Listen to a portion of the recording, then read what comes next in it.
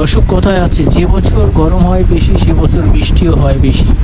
আবার যেই বছর বৃষ্টি হয় বেশি সেই বছর ফলন হয় বেশি। আম, কাঁঠাল, লিচু বলেন, সব কিছুর ফলন বেশি হয়।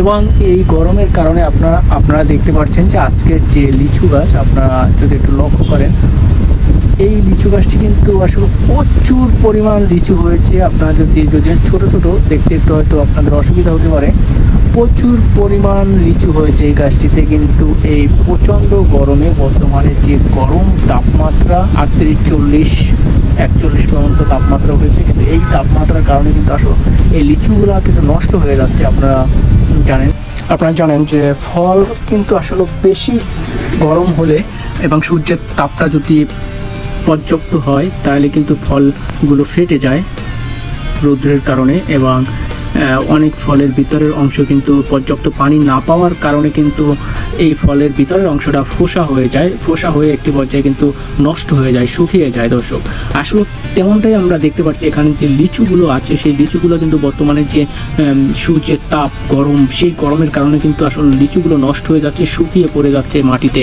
দর্শক, এমনটাই আমরা দেখতে পাচ্ছি। তো দর্শক, এই ভিডিওটি মূলত সংগ্রহ করা হয়েছে ঢাকা ইউনিভার্সিটির চারুকলা একাডেমিক কেন্দ্র থেকে।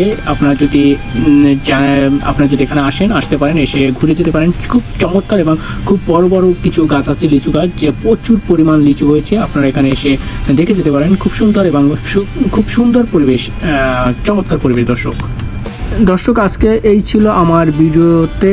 আমার ভিডিওটি যদি ভালো লাগে অবশ্যই আমার ভিডিওটি লাইক, কমেন্ট, শেয়ার করে আমার পাশে থাকবেন। ধন্যবাদ সবাইকে। আসসালামু আলাইকুম।